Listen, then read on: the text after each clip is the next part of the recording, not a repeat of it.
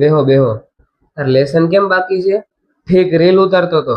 કાંઈ વાંધો નહીં હો, રીલ પેલા ઉતારવાની. એલા વાતું હું કરસ?